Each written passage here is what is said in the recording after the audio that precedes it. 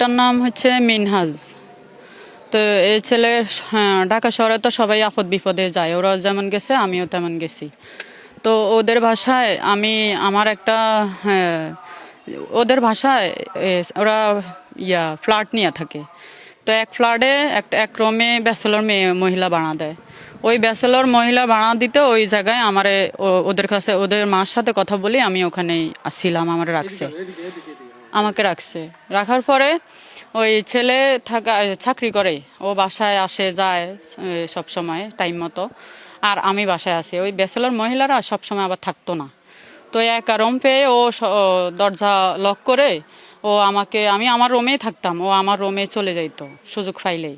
তা আমি দরজাও লক করছি, ও আমাকে বলতেছে যে আপু এদিকে আসেন তো একটু, আমার তরকারিটা একটু গরম করে দেন, এই সেই। তো আমার মনে কোনো ইয়ে নাই, আমি দরজা খুলতাম, আমি আমার কাজ করতাম, হারলে কোনো সময় গরম করে দিতাম, কিছু করলে করে দিতাম, শেষ। ওই সুযোগে পাইয়া ও আমাকে মানে কি বলবো, ও আমার সাথে রিলেশন এমনভাবে করছে, আমি মানে সাইড দেই না, কিন্তু ও জোর করে আমার মুখ পর্যন্ত সাইডটা ধরছে। পরে আমি বলতেছি, আমি যদি চিৎকার করি চেঁচামেচি করি মানুষজন শুনবে না, কারণ ফ্লাডের ভিতরে তো যদিও শুনে জোরে চিৎকার করলেও যা আবার আসতেও পারে, ও আমাকে চিৎকার করতে দেয় না। পরে আমি কোনোভাবে এটা করছি, মানে হয়ে গেছে, ও আমার সাথে যা করা হয়ে গেছে অলরেডি। পরে আমি আর কি করবো, আমি কয়েকদিন পরে ওরা জানাইছি। জানানোর পরে ও বলতেছে যে তো ওরা আমার বাসা ছেড়ে চলে যাইতে বলতেছে। তা আমি যদি বাসা ছেড়ে চলে যাই তাহলে আমি এখন কি করবো, এটা কি সমাধান করবো? এখন যদি ও যে এটি করছে, এখন আমি পরক্ষণে যদি কোনো প্রবলেম হয় আমি কি করবো? এখানে থাকতে চাই আর সমাধান করতে চাইছি, কিন্তু ওরা এমন আমার ফিসে লাইখা আমার বাইর করছে যে ওরা এটা সমাধান করবে। এসে এখানে থাকলে ওই বাড়িওয়ালার যে লোক একটা আছে দারোয়ান, ওই দারোয়ানেরও আমার ফিসে লাগাইছে, যেহেতু আমার না রাখে।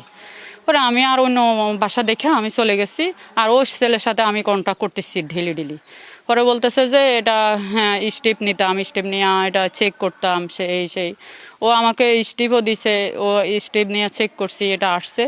পরে বলছে আমি দেশে যাইতাম দেশে যাই এটা ক্লিয়ার করতাম, এই সেই বলতেছে। আর আমিও অবস্থা পরে কয়েকদিন হয়ে গেছে না, আমার অবস্থা আমার কে দেখে এখানে, আমি চলে গেছি দেশের বাড়িতে যাওয়ার পরে ওর সাথে তো আমি কন্ট্যাক্ট করতেছি যে এখন বিয়ে হয়ে যেত, আমি দ্রুতভাবে তাকে বলতেছি, কোনোভাবে বিয়ের জন্য রাজি হইতেছে না। পরে ও বলতেছে কতদিন হয়ে যাইতেছে, দিন দিন এভাবে। পরে ওর সাথে খালি মানে রাগারাগি আমার কথাবার্তা হইতেছে, এটা ক্লিয়ার করতাম, হাসপাতালে যাই আলতা করতাম। পরে আমারে ও 1,000 টাকা পাঠাইছে প্রথম অবস্থায়, আলতা করতাম 2,000 টাকা পাঠাইছে, আলতা করতাম গাড়ি ভাড়া খরচ সুদ্ধা। পরে আমি যাই আলতা করছি, আলতাসোনোগ্রাফ এগুলা ফটো মোবাইলে পাঠাইতে বলছে, পাঠাইছি। পাঠানোর পরেও বলতেছে আমি ডাক্তারের সাথে কথা বলি, এটা যেভাবে হোক ক্লিয়ার করলে পরে ও আমাকে মেনে নেবে, বিয়ে করবে। এটা নিয়ে যদি আমি আয়শা তাকে ধরি তাহলে সে আমাকে মেনে নেবে না, আমাকে কবুল করে নেবে না, ওর মান সম্মান যাবে।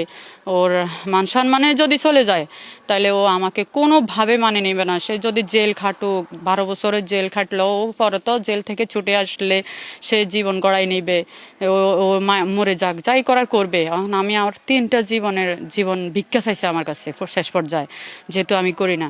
আমি বলতেছি যেহেতু হয়ে গেছে, যেমনি হোক আপনার ভুল হয়েছে বা এক জায়গায় ছিলাম হয়েছে, তাইলে এটা আমরা করবো না, এই কাজটা করবো না, এমনিতে ফাফ আরও হইলো ফাফ, তাহলে এ দায়ী কে দিবে? আর কোনো ডাক্তারে এটা করতেই চায় না, কোনো ডাক্তারে না, এত বড় রিস্ক কেউ নিতে চায় না। ওকে আমি কোনোভাবে বুঝাতে পারতেছি না, ও বলতেছে যে যেভাবে হোক আমি ডাক্তারের সাথে টাকা যাক যে কথা বলি, তাদের সাথে কথা বলি, এটা যেভাবে হোক ক্লিয়ার করতাম। পরের সপ্তাহে এটা ক্লিয়ার করার পরের সপ্তাহে সে আমাকে ওর মাকে নিয়ে আমাকে বিয়ে করে নিয়ে আসবে। ও গ্যারান্টি, ওর কথার গ্যারান্টি দিছে, গ্যারান্টি আছে। পরে আমি বলতেছি আপনি বাসা বাড়ি ছেড়ে দিয়ে চলে যাবেন, আপনাকে আমি কই খুঁজবো, বাড়ি ঘর দুয়ার চিনি না, কিছু না। পরে বলতেছে কে বলছে, আমি এখনো যাই না, আমি আমার বাসায় আছি, বাসা ভাড়া এত টাকা দিতে হয়, এই জন্যই বাসা ভাড়া চেঞ্জ করার চিন্তা ভাবনা করছি, আমি এখানে আছি, তুই আমাকে কি করার করিস। আর আমি এই কথা বলবো না যে আমি তোর কিছু করবো, তুই যে এটা নিয়ে আইসা আমারে ধরতে চাস তাহলে তুই আমাকে পাবি না। আর এটা ছাড়া যদি তুই আমাকে ধরস বা আসস, আমার সাথে কথা বলতে মন চায়, ফোন দিতে মন চায়, তাহলে তুই আমার সাথে সবসময় কন্ট্যাক্ট রাখবি। পরে শেষ পর্যন্ত বইনা জীবন ভিক্ষা চাইতেছে পর্যন্ত, একটা জীবন এখনো জীবন 3 জীবন, ওর মা, ওর ভাই, ও 3জন ছাড়া ওরা আর কেউ নাই। তিনজনের জীবন ভিক্ষা আমার কাছে চাইতেছে। এখনো একটা মানে যে একটা জীবন দুনিয়াতে আসে নাই, এই জীবন নিয়েই আমি এত কি করতেছি রাখার জন্য, আর একটা জীবন দিকে তাকাই দেখি আমি 3 জীবন কেমনে নষ্ট করতেছি। এই সে আমি সে আমার কাছে 3টা জীবনের ভিক্ষা চায়, মান সম্মান ভিক্ষা চায়। তার মা স্টক করবে, তার মার কিছু হয়ে গেলে আমাকে সে মানে তখন আর আমাকে সাথে কন্ট্যাক্ট করবে না, আমাকে আর ছাড়বো না, এই সেই করতেছে। পরে আমি আর এটা করতে ওই ডাক্তার যে মানে ওই ডাক্তার করতেই চায় না। ও ডাক্তার বলছে যে আমি আপনার পরিস্থিতি ক্ষেত্রে আপনার এই অবস্থা দেখে আমি করতে বাধ্য, কিন্তু আপনি এটা কখনো আমার নাম ঠিকানা আমার বলবেন না কখনো।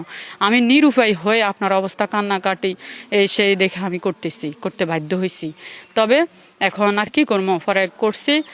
1 সপ্তাহ পর আমি পরে করার পরে হাসপাতাল থেকে আমি ভিডিও কলে, হায় রে আমার কান্না চোখের পানি, শুধু ডেলি তার সাথে কথা বলি, অডিও কল ভিডিও কল কথা বলতেছি। ও খালি আমার সান্ত্বনা দিতেছে, সুস্থ হয়ে যাবে, অসুবিধা নাই, এই সেই বাঁচি থাকলে সব হবে।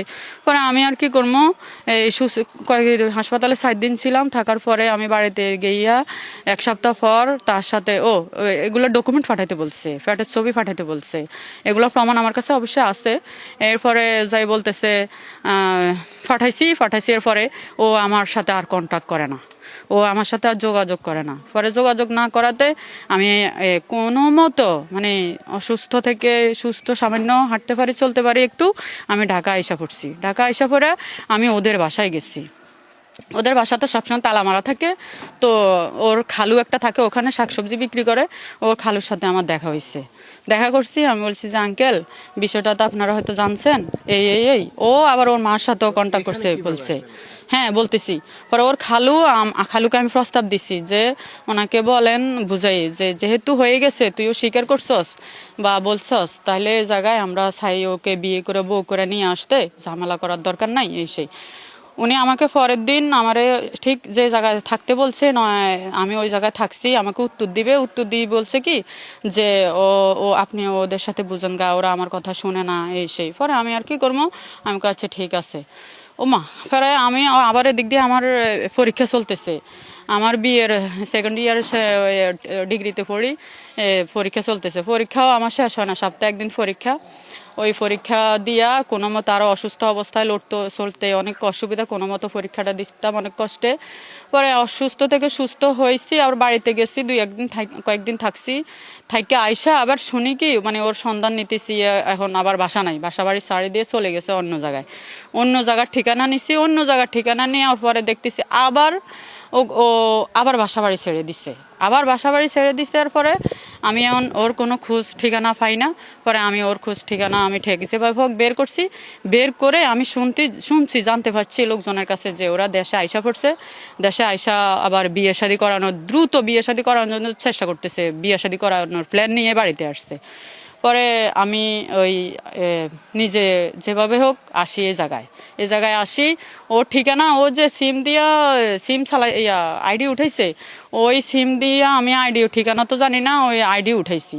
ওই ঠিকানায় আমরা যে জায়গায় গেছি, ওই জায়গায় লোকে ওকে চিনেই না। মানে কিভাবে ও সংগ্রহ করছে, ওনার আইডির সিম নিছে আল্লাহ ভালো জানে। তবে এখন প্রমাণ পাইছি আর কি, সঠিক ঠিকানা পাইয়া পরে আবার ঠিকানা আমি সংগ্রহ করছি। এই ঠিকানা আইসা যখন পাই নাই, তো ওখান থেকে আস্তে আস্তে খুঁজতে রাইত হয়ে গেছে। কই থাকবো, আমার লোকেরা আরো আসছে। পরে ওরা তো অনেক কাজের লোক, পরে চলে গেছে, রাত্রে থাকতে পারতেছে না, গুরুত্বপূর্ণ ইম্পর্টেন্ট কাজ চলে গেছে। তো আমি আর আফু রয়ে গেছি। তো থাইকা পরের দিন আমরা আবার ঠিকানা ওই রাইতের সাথে যখন এই ঠিকানা পাই নাই, আরেকজনকে দিয়ে দিছি এই নাম্বার ঠিকানা বাইর করার, আরেক নাম্বার ঠিকানা বাইর করে সঠিক ঠিকানা আমি তার বাপের বাড়িতে গেছি। ওরা বলতেছে এখানে থাকে না, ওরা ওই আপু ফোন দিয়ে কথাও বলছে ওর ভাইয়ের সাথে এসে। পরে আবার ওরা ঠিকানা দিচ্ছে আমাদেরকে, ওর নানার বাড়ির ঠিকানা। তো গেছি ওর নানার বাড়িতে ঠিকানায়। পরে ওই তার সাইফুল ভাই নাম, পরে ওর মামাতো ভাই, উনি ওখানে ওরা আমাদেরকে দেখেই বুঝতে পেরেছে। আর ওখানে মানুষজন জানাজানি হইব বলে মান সম্মান আছে বলে আমাদেরকে ওই মিনহাজ কোন জায়গায় আছে ওই মানে ঠিকানায় নিয়ে যাইতে চাইছে। ও জানছে যে ও এখানে আছে। তো এখানে আসার পথে ও ভ্যান গাড়িতে দিয়ে আবার বাপের বাড়িতে যাইতেছে। পরে আবার বাপের বাড়িতে যাইতেছে ভ্যান গাড়িতে, যখন আমি দেখছি চিনতে পারছি, পরে উনিও দেখছে, দেখাও যে কিছু বলে না। পরে আমি বলতেছি ভাই এই যে ভ্যান গাড়িতে যে মিনহাজে তো দেখতেছি।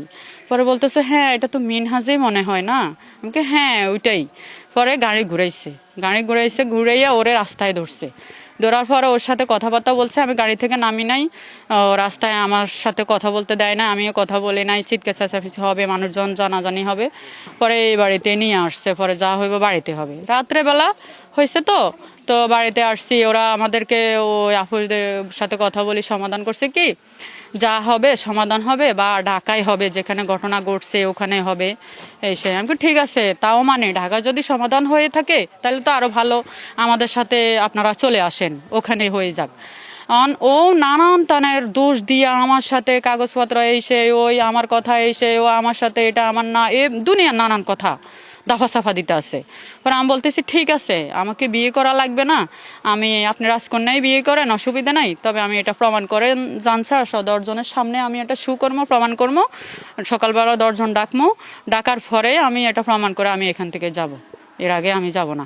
এই সকাল হয়েছে, না হইতে এরা ওই আপুরে বুঝাইছে আমার ঢাকায় ঘটনা, ঢাকায় হইব, আপনাদেরকে গাড়ি ভাড়া দিয়ে যাই, আপনি চলে যান। আমি বলছি না আপনারা সাথে যাবেন, যা হবে অসুবিধা নাই, আবার কে আপনাদেরকে খুঁজবে, এখান থেকে যেখানে চাকরি কোন চাকরি ছাড়া দিবেন, বাসা ছাড়া দিবেন, আবার কে খুঁজতে, এবার এখানে কে আসবে ঝামেলা করতে।